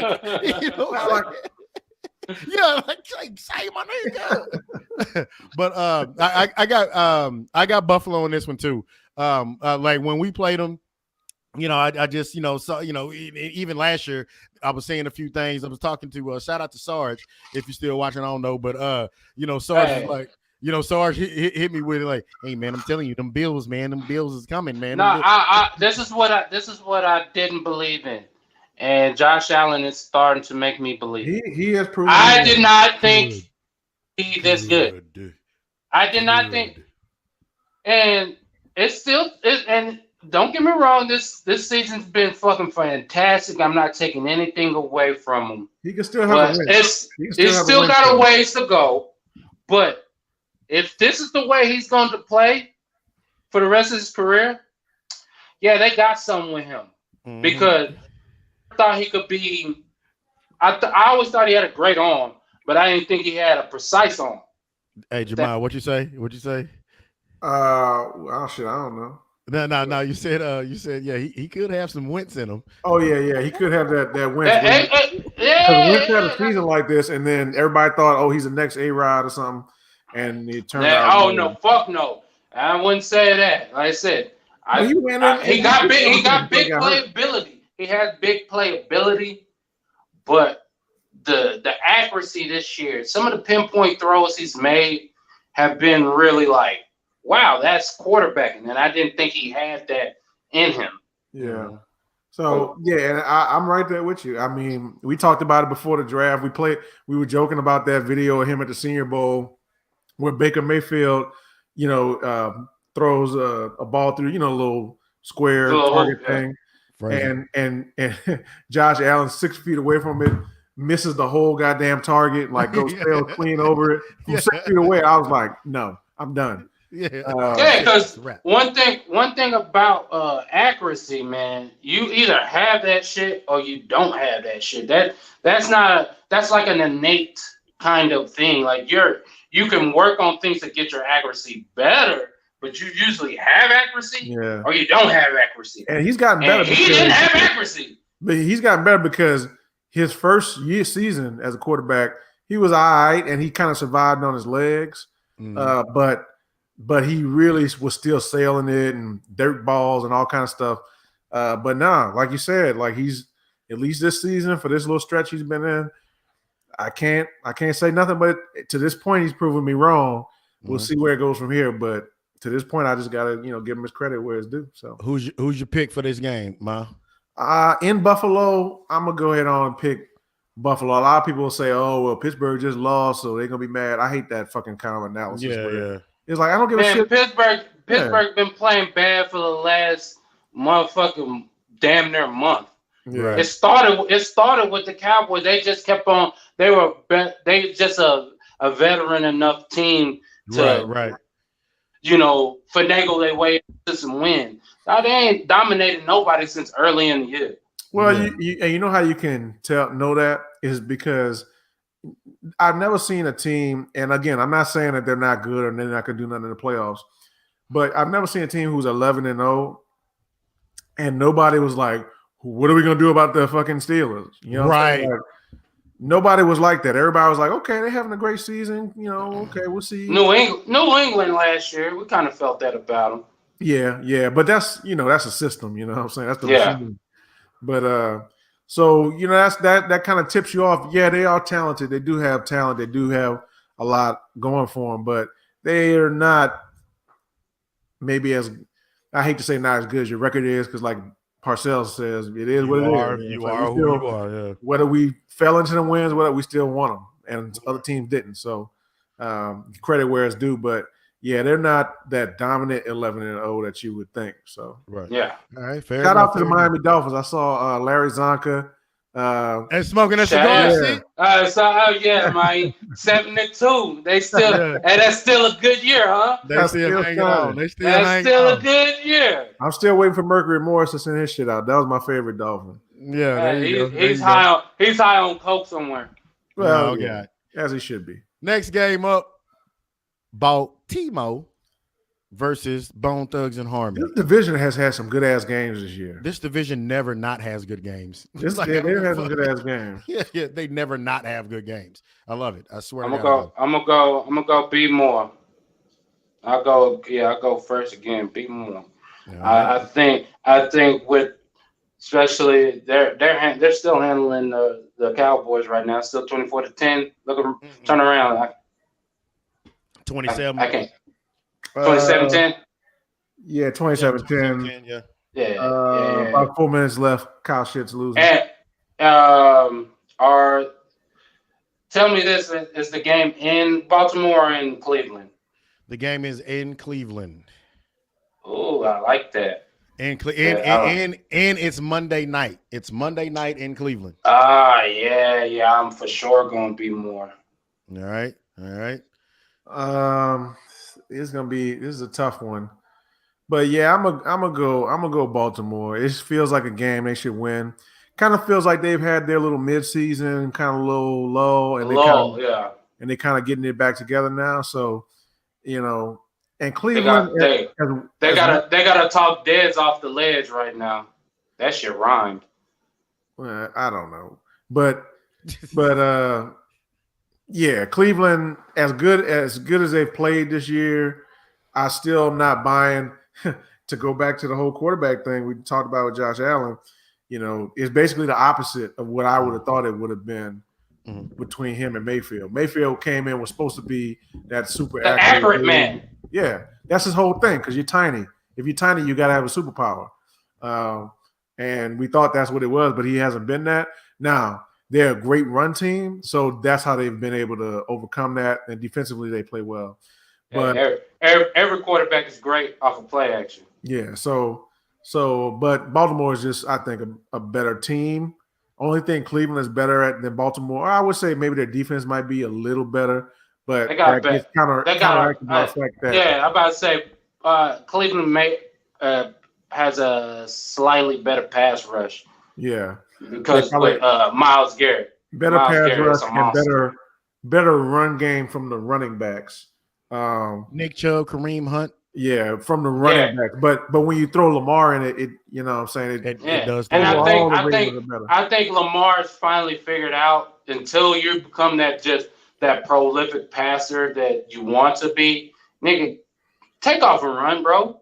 Yeah. That opens up the offense. It just does. I'm sorry if you don't like it or whatever. No, just use your superpower until you develop a new superpower. I got a superpower, bitches.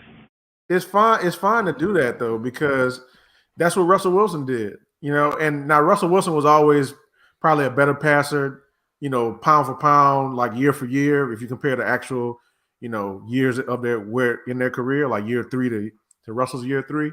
But early in his career, he wasn't like throwing the ball around the yard like that. And he made a lot of shit happen with his legs to get the defense moving, and then all of a sudden you can get bigger windows because your receivers are making shit happen off script. So like tonight when they called that quarterback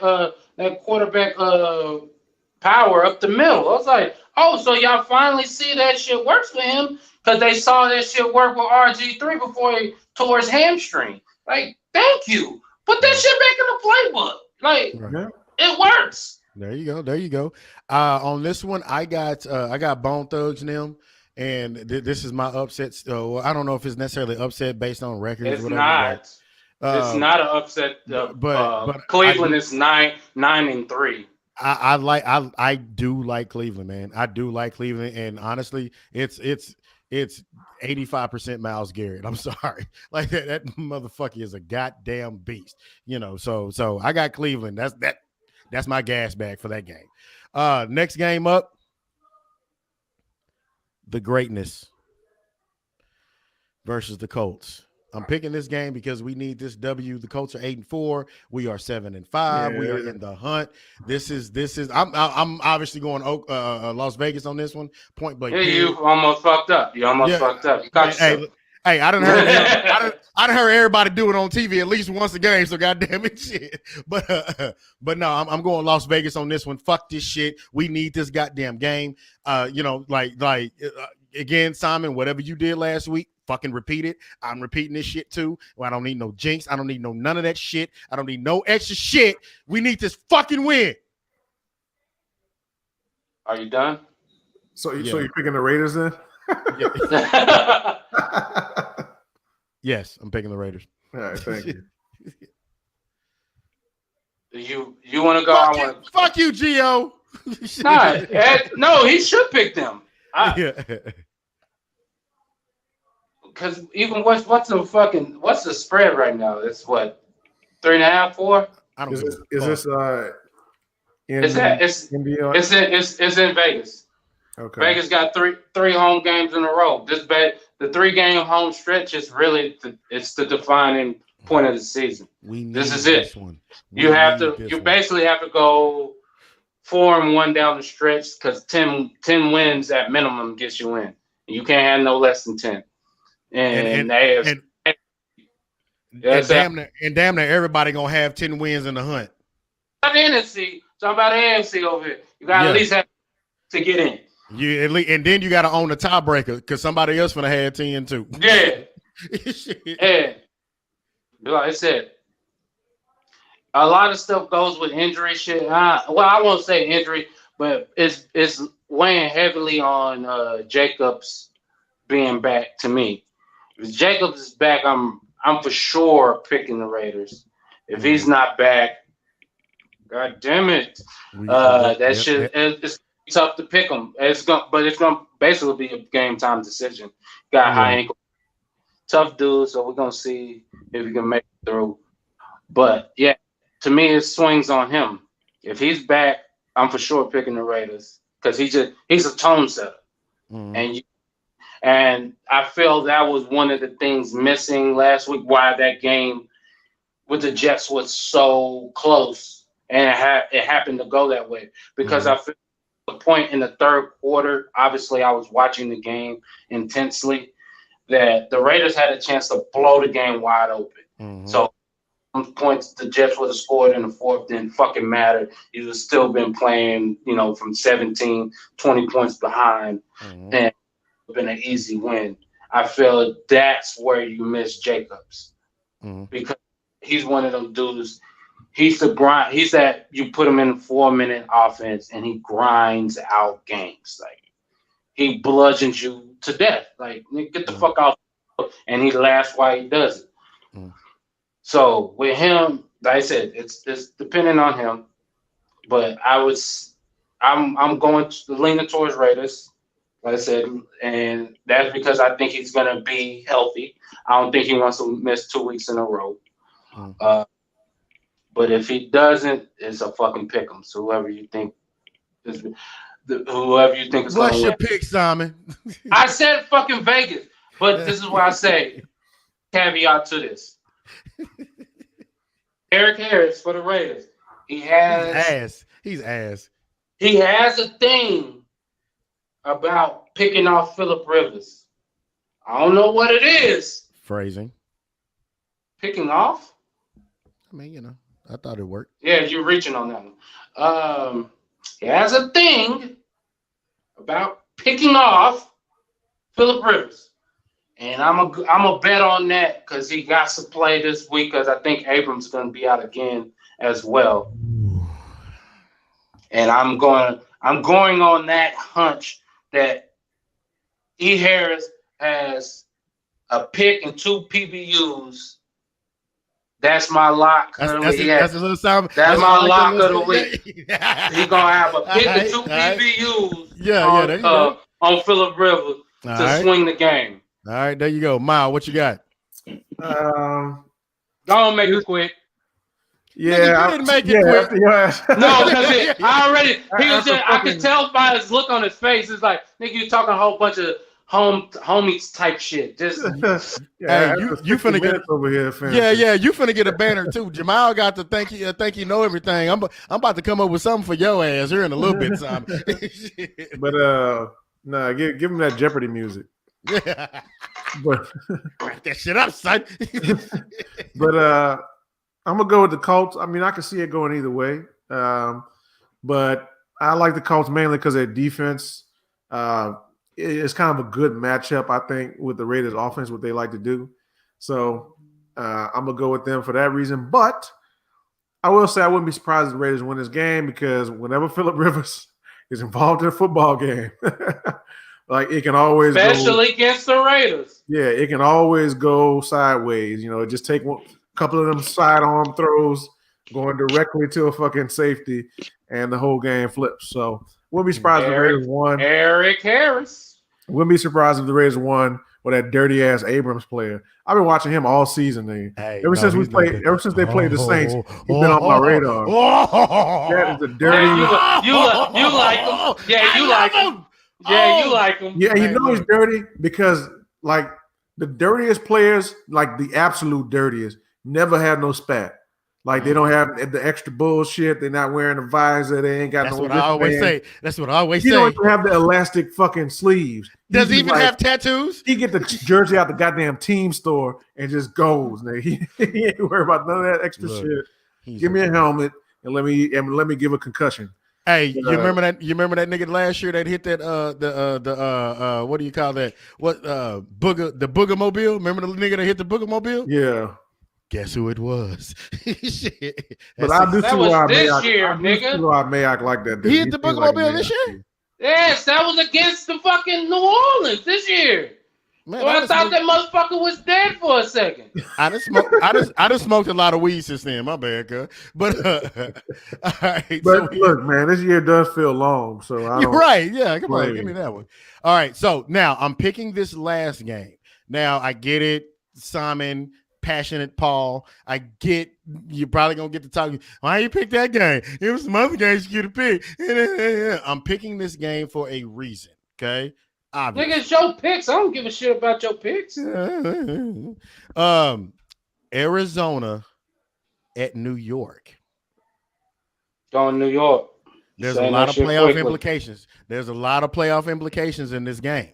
A lot of them in the hunt. Division tied for the division lead. Hey, this is an important game here, man. Important game. I'll say that shit off. I'll start this shit off. And I feel like you already said the Giants. Yeah, I already said it. Motherfucker, I know what the hell I said. I already wrote it down. Yeah, man. This is where I feel this is quintessential Cliff Kingsbury teams. Start off hot. Finish off fucking shit. And this is the thing, motherfuckers think I'm hating on him. I feel that he does not pay attention to the subtleties of the game. And when I mean subtleties, I'm talking about red zone, situational football, third and short, third and long, going on the opposite side of the field type of shit. I feel when he calls a game 20-20, when the game is clean, when it's beautiful, when it's crisp, and it's up and down and shit like that, there's probably maybe outside of Andy Reid and out there for the Rams, and a couple of more offensive geniuses out there. There ain't too many more that can call a game with him. Mm-hmm. But when it gets down to this nitty gritty, when it's fourth quarter, you're down by 3, it's 3rd and 2 at you're the Arizona at your opponent's 47-yard line, and you need this play. Think this motherfucker nuts up every time. I'm not saying he can't get better. This is not what I'm saying. But I feel like his track record right now is that he can't finagle his way through. He panics. He presses at times. He doesn't need to press. He's passive at times. He doesn't get he never gets in that fucking vibe where he's right there in the middle where the game slows down to him. Again, I go back to earlier this year. There was the game against Seattle where they luckily fucking won off of a penalty on Seattle that gave them the fucking win. This motherfucker iced his own kicker. But that's just me. And maybe I'm looking at the game fucked up. Hey, look, Kingsbury. I think he's a great offensive coordinator. I think that's his natural position.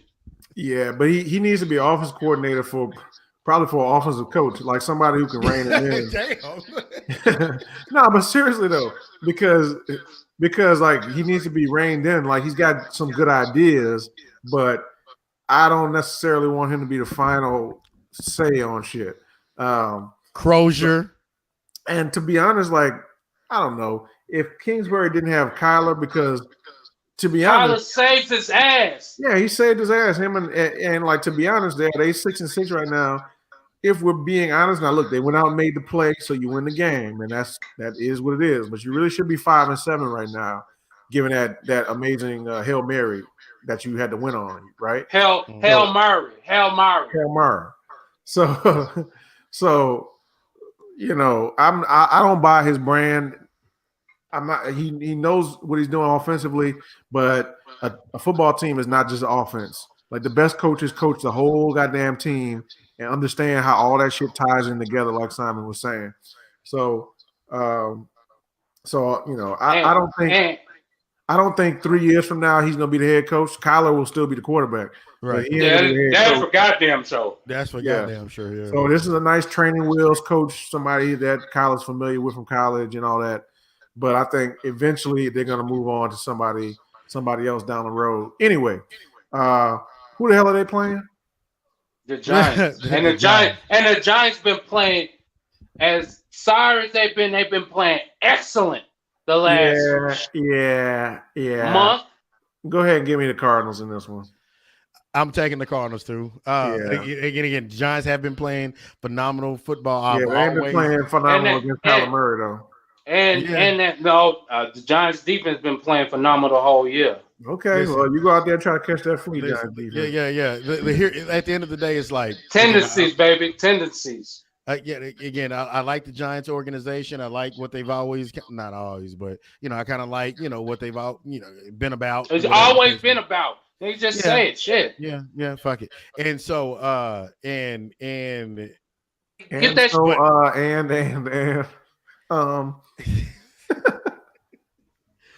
it's just I think it's going to be too much. I think this week is going to be too much Kyler, right? Because eventually, like Cliff, he's going to realize like just give it over to Kyler and just let him. Kyler's banged up. But I think he's still going to play. But Kyler can also play some corner for them. Right. Fucked up 2.5 weeks. Say that again. I said Kyler's throwing shoulder's been fucked up for the last 2.5 weeks. Yeah, he threw that last game away. Literally. They started off like hot fire, but exactly. Quintessential Cliff Kingsbury fucking team. Cliff Kingsbury's teams always started off on fire at Texas Tech. The motherfuckers always finished 6-6. I was just talking about at the individual game. They started off pretty quick, man. They scored 14 points. Exactly. Nigga, that's a microcosm fucking tell you. It's a microcosm, nigga. It's a microcosm. All right, there you have it. Ladies and gentlemen, boys and girls, children of all ages. It was gonna be bad. passionate Paul over here. Like I said, I'm gonna find something. That wrap it up ain't gonna do it. I gotta find something with your ass with that Sidney Dean flip up there. Episode, I don't know what fucking episode this is. 156. This your boy LP. That sounds about right. The other one's got it. Jamal. Why you got the fat boy rag on, cuz? Jamal a towel. I don't know. I just had a towel with me.